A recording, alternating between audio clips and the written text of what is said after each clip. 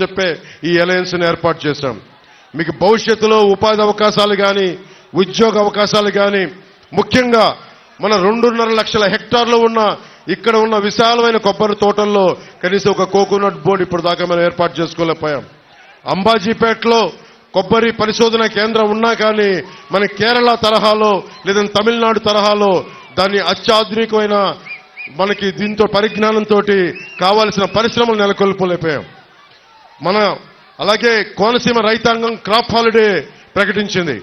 ఇలాంటి దుస్థితి రాకుండా మా ఎన్డీఏ కూటమి తెలుగుదేశం జనసేన భారతీయ జనతా పార్టీ కూటమి రైతు కన్నీరు తొడిచే కూటమి అవుతుంది మనస్ఫూర్తిగా తెలియజేసుకుంటున్నా.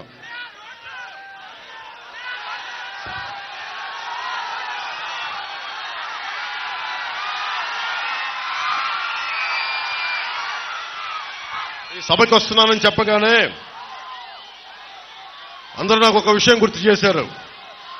మా చిట్టెన్ను అడుగుతున్నాడు, ఇస్తున్నానని చెప్పి స్థానిక ఎమ్మెల్యే చిట్టిబాబు గారు కూడా టికెట్ ఇవ్వని వ్యక్తి జగన్.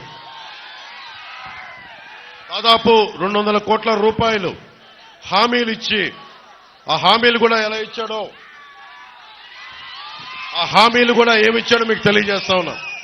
2021లో ఆగస్టు 16వ తారీఖున ఈ నియోజకవర్గానికి వచ్చి నాడు నేడు పనులు 2వ దశను ఇక్కడి నుంచే మొదలుపెట్టినప్పుడు రాష్ట్రంలో ఆ పనులు ముందుకెళ్లలేదు, అరాకొరగా చేసి ఆపేశారు, బిల్లులు ఇవ్వడం లేదని. ఆ సభలో ఇచ్చిన హామీల్ని మీ దృష్టికి తీసుకొస్తున్నా. రేపొద్దున వైసీపీ నాయకులు వచ్చి ఎంపీగా కానీ ఎమ్మెల్యేలుగా కానీ మన కోనసీమలో తిరుగుతున్న ఒకటి అడగండి, ఈ హామీల సంగతి ఏమైందని అడగండి. అప్పన్నపల్లి లిఫ్ట్ ఇరిగేషన్ ప్రాజెక్ట్ మంజూరులో 40 కోట్లు చిట్టన్న చెప్పాడు, నేను ఇస్తున్నానని చెప్పాడు. ఒక్క పైసా కూడా రాలేదు. ఈ ప్రాజెక్ట్ వస్తే 4000 ఎకరాలకి ప్రయోజనం కలిగేది. వెదురుపీడం కాజ్వే నిర్మాణం చేస్తామని హామీ ఇచ్చారు. ఇందాక గిడ్డి సత్యనారాయణ గారు చెప్పినట్టు వరద వస్తే ఈ ప్రాంతంలో గ్రామాలు మునిగిపోతా ఉన్నాయి. దానికి 25 కోట్లు బడ్జెట్ మంజూరు చేస్తామని చెప్పి వాటిని కూడా పక్కన పెట్టారు.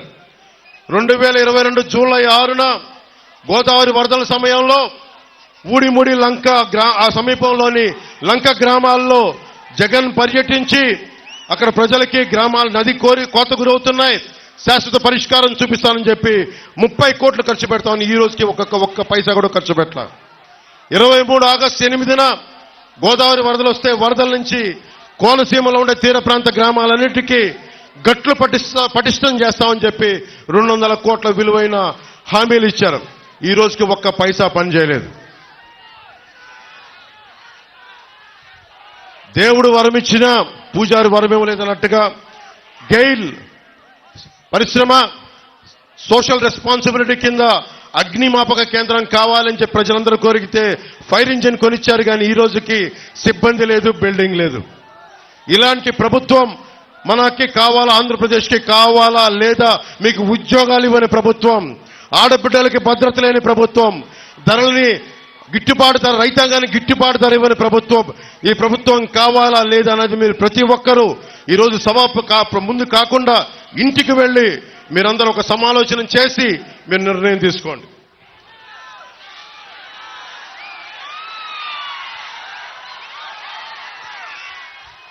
కోనసీమలో కొబ్బరి తోటని పెద్ద కొడుకు అభివర్ణిస్తారు. ఒక కొబ్బరి చెట్టు ఉంటే మా పెద్ద